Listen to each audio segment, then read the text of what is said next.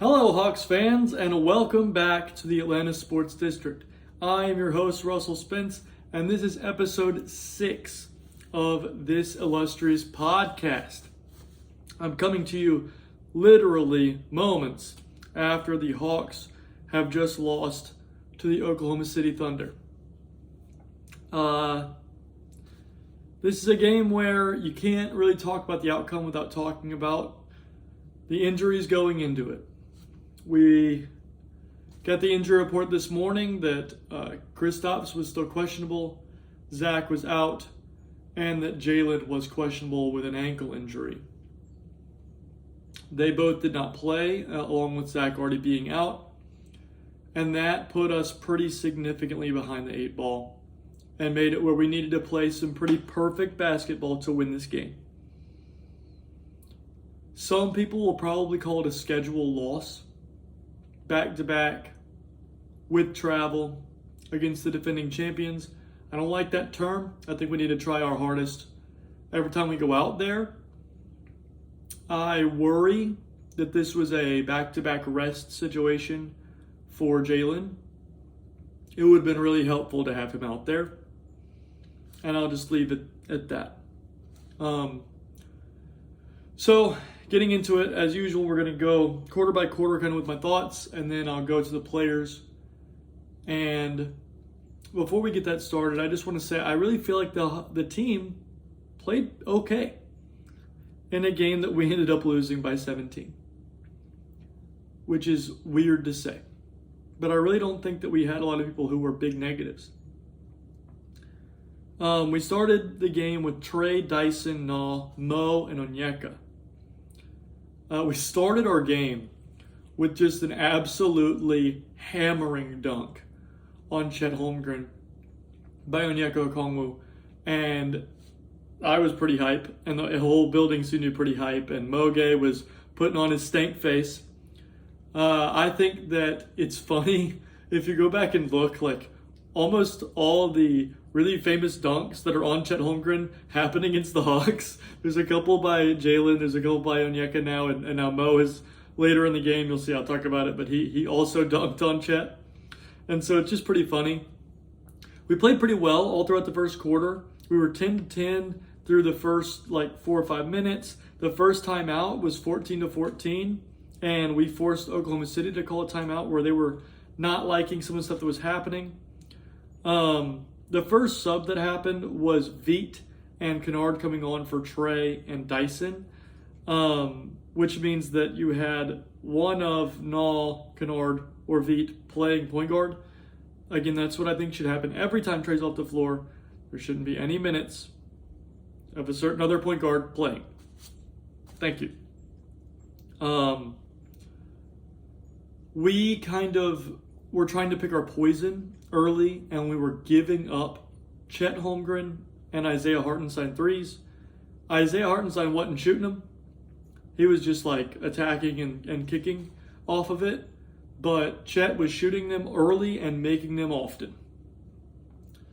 We then had to make a couple of adjustments, and it kind of slowed down how often he was getting these open looks, but it already solidified he was going to have a huge night. And he did. He was the difference in the game.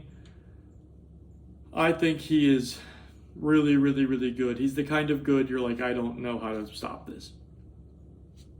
And that's the reason they're the defending champions, because they've got 2 or 3 guys that are like that. We actually played a lot through Trae Young in the first quarter, which was really good. He had 8 assists early, played very well early on. And it was kind of the only thing that was keeping us in the game, quite honestly, was that Trey was so good at moving the ball.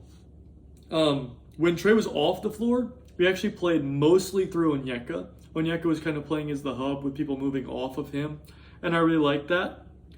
I think that you could get away with playing as Onyeka as the hub when Trey's off the floor, and that would be another way that you don't have to play Keaton.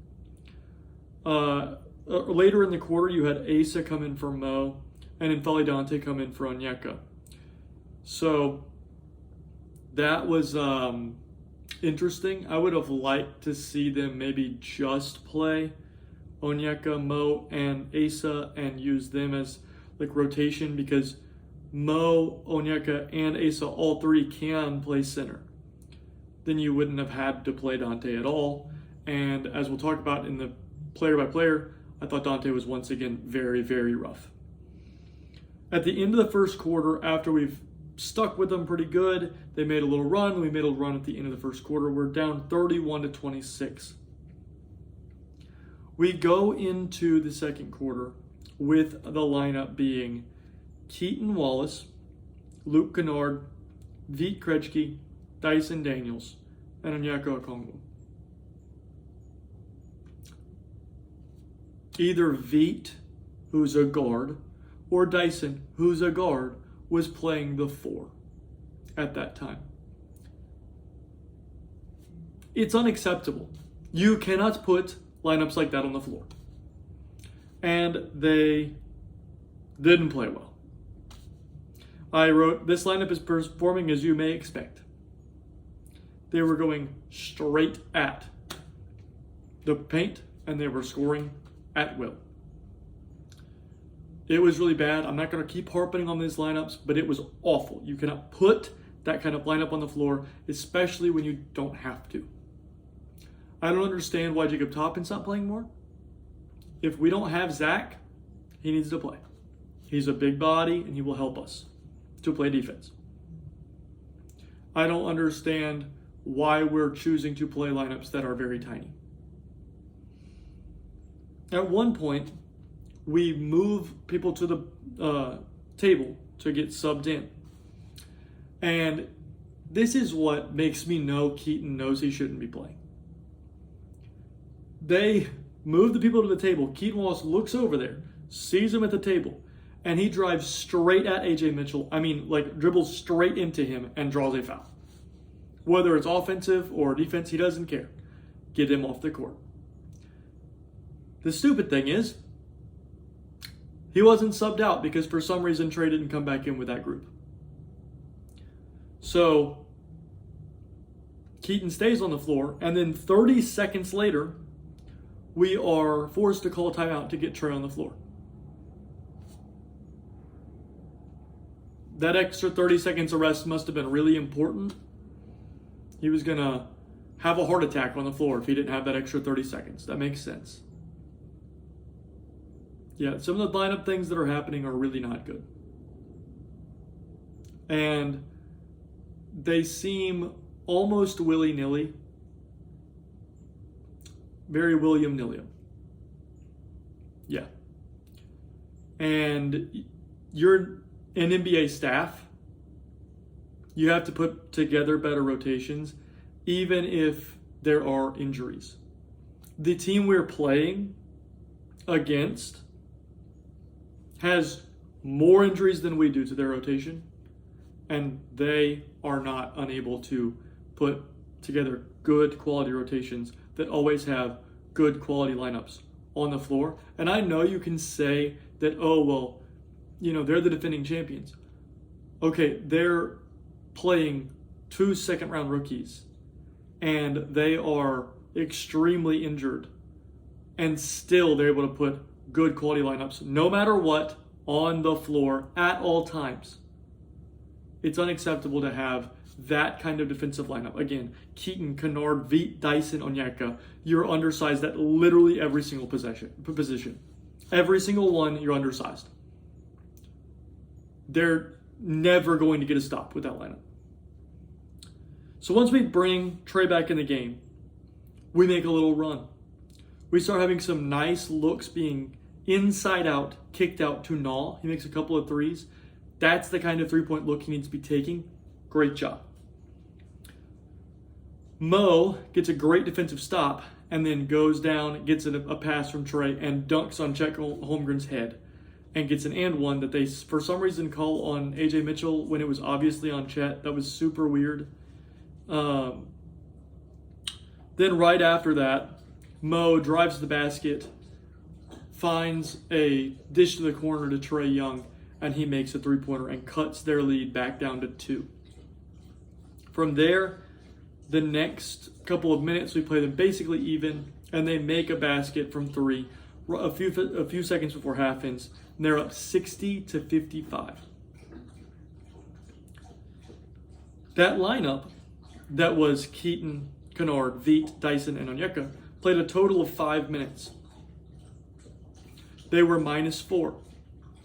So that means in the first half, if we didn't play that lineup, just not excluding when that lineup was on the floor, we lost by 1 point. You cannot continue to put your players in a situation where they continually have to come from behind against good basketball teams. We will not win those games. Stop putting these lineups on the floor. I'm begging. Quarter 3 starts, and I wrote, we're not playing too bad, but we're still getting blown out. We were getting good looks. We had good process. They just made more shots than we did during that quarter. We didn't have a ton of insane defensive breakdowns. We had a couple here and there, defensive breakdowns that'll get cleaned up. But in general, the defense wasn't hideous. They're just really good. And they proved it.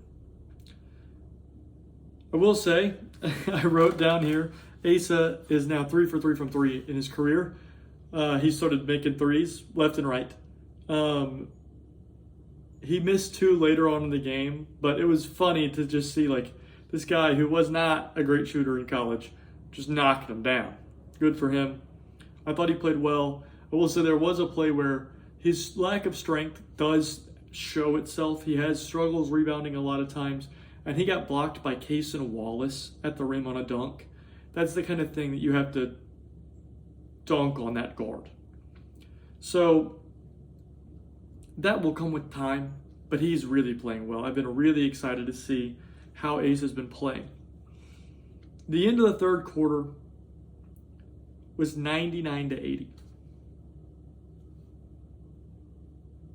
So, like I said, we really weren't playing bad. We weren't turning the ball over a ton.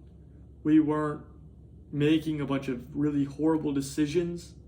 They're just a really good team, and we were undermanned.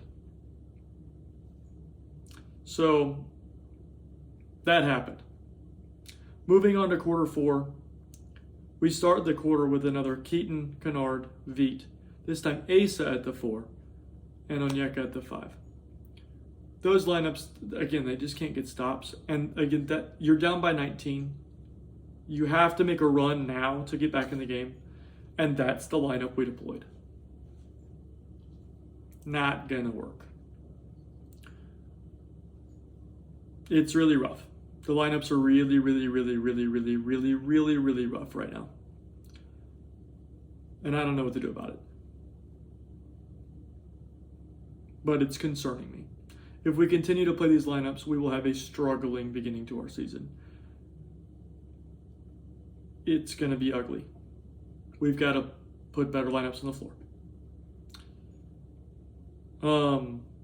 The only other really thing of note that happened in the whole fourth quarter was there was a foul by Onyeka on Chet Holmgren pretty late in the quarter that honestly, by rule, should have been a flagrant on Onyeka.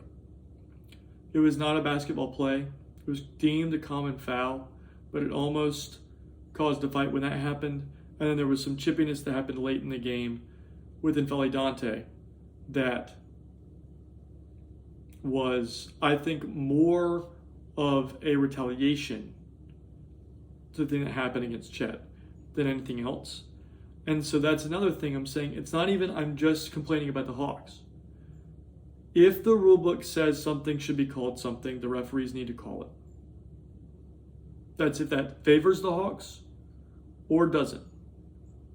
That was not a basketball play. Onyeka tackled Chet Holmgren to the ground. It should have been called a flagrant one. So these problems we're having with the referees are for every team, and they're a big issue right now, and the NBA needs to figure something out. So that's my thoughts on the game. I mean, honestly, like I said, I don't think we played very bad. It's just a really great team, and we were missing 3 of our top 4 players. Hard to win that way. So, moving to the player-by-player portion. We had Caleb Houston. We had a Caleb Houston sighting. He played 2 minutes. Not enough time to really get a general read on how he played. Jacob Toppin came in and scored 2 points. He was +6. Dude needs to be playing. He's a good player. Needs to be playing more than Keaton needs to be playing. Keaton played 12 minutes. He was 0 of 2 from 3. 2 of 6 from the field and 1 of 2 from the free throw line. He had a rebound, an assist, 2 turnovers, and 2 fouls. We were technically +1 in his minutes, but that's with the garbage time minutes. So he did not play well. He had 5 points. It's really, really rough when he's on the floor. Again, moving on, we've got Luke Kennard. Kennard took 4 threes today. He's got to shoot the ball more. There's times where he's open where he just doesn't shoot it. He was 1 of 4 from 3, 2 of 5 from the field. He did have 3 assists, 1 turnover, and 5 points. He was -14. That is more indicative of what Keaton Wallace's minutes looked like. These lineups that they are playing that cannot get stops are minus a lot every game. We got to do better. Next player we'll talk about is Vít Krejci. Vít was 4 of 10 from the field, 3 of 7 from 3. He's hunting his jumper, and I like it. He was 2 of 3 from the free throw line. He had 2 rebounds, an assist, 2 steals, no blocks.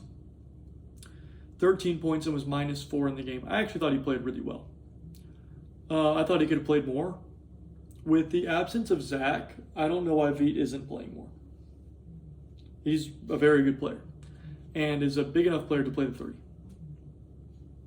But he's not playing more. N'Faly Dante played 9 minutes, was 0 of 3 from the field, had 1 point, 4 rebounds, and a steal. He ended the game +7, but again, there was those garbage time minutes. He's playing really bad. Really bad. Like, I would not be shocked if he got cut. Kind of bad. I'm not saying that I want that or that I think he's a better player than he's playing like, but he's playing awful. So, hopefully that improves. I'll just say it like that. Asa Newell played 25 minutes. He was 4 of 9 from the field, 3 of 5 from 3, 1 of 2 from the free throw line. He had 10 rebounds, an assist, 2 turnovers, 5 fouls, was -2 and had 12 points. So that would seem like Asa played really, really well. And I'll say he did play well. He played well. He still has a lot of defensive inefficiencies, I'll say, that are pretty rough. He can't move his feet still. He doesn't switch ever. And he is heavily struggling to rebound on defense. That'll just come with time and size and strength. He is, again, like 19. As an NBA player at 19 years old, he's playing so well. But there are things he needs to get better at. He needs to communicate better on defense. He needs to move a little better on defense. Needs the defensive rebound better. But overall, he's playing very well. Next, we'll move on to Mo Gay. Mo was 4 of 10 from the field, played 23 minutes, 2 of 6 from 3. He had 6 rebounds, 2 assists, 2 blocks, a turnover. He had 11 points, and he was -16. Again, a lot of that came in that third quarter when they just kind of stretched the game out being a very quality basketball team.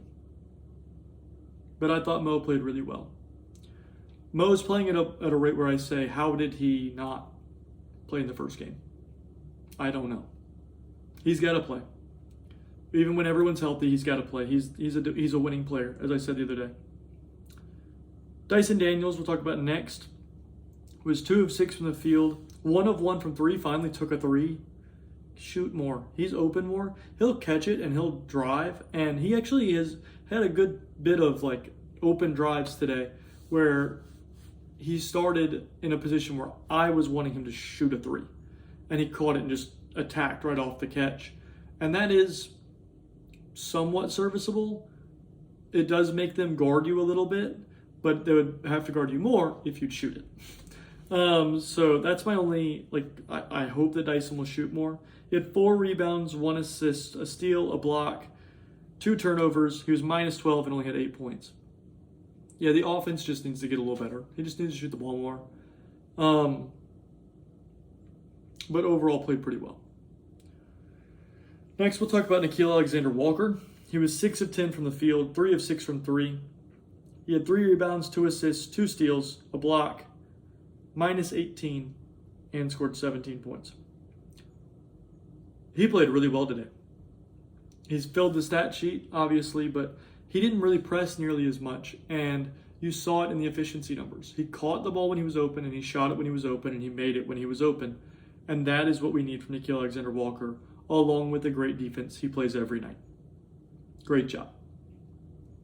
Next, we'll move to Onyeka. Onyeka played 35 minutes. He was 5 of 12 from the field, 1 of 5 from 3. He had 12 rebounds, 4 assists, a steal, and a block. 11 points and was minus 22. He played well, even though he only scored 11 points. But he played really well. He fought really well. He rebounded well. Our rebounding was better when he was on the floor than when he was not, which has not always been the case with Onyeka. I think that he's got some improving to do just on his overall finishing. He took a couple of like flip floaters and baby hook shots and things that I'm hoping will go in more than did today. But you also have to realize that they have 2 7-footers that are very good at patrolling the paint. And that does lower the efficiency of shots going in. It's proven to. So overall, I thought Onyeka played really, really well. I just wish some more of those shots would be able to go in. And lastly, we'll talk about Trae Young.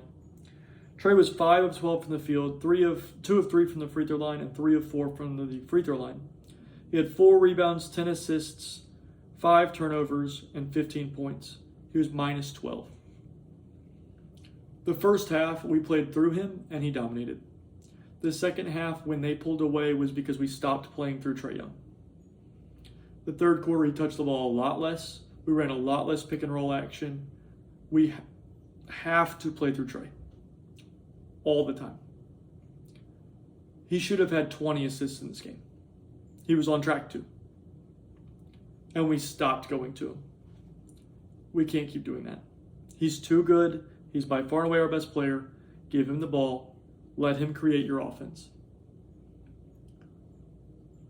And we did that when we were in the game. We didn't do that when we got blown out. That was the only difference. So my takeaways, give the ball to Trae. Stop playing lineups that can't get stops. That's it. Overall, not an infuriating loss, but we desperately need our players to play and be healthy. So there you go. Our next game, we play on Monday. We play against the Chicago Bulls. That should be much more of a favorable matchup. I'll say they are 2-0, but they are much easier to deal with than the reigning NBA champions, no matter what you think of the Bulls and their current trajectory. It's 8 p.m. Eastern time. It's on FanDuel again.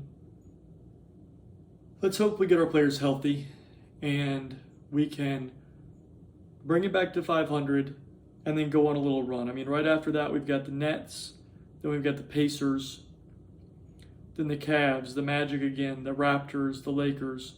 We could go on a little bit of a spurt here. But we've got to get things back right on Chicago, against Chicago on Monday. It's in Chicago, which that's a really hard place to play. But so, again, do the YouTube stuff. Like, comment, subscribe, ask questions. If you have any commentary on what's going on with our rotations, I'd love to hear other people's perspective. Let me know what you think of these lineups, and just give me a second opinion in the comments. And at the end of all of it, have a great day.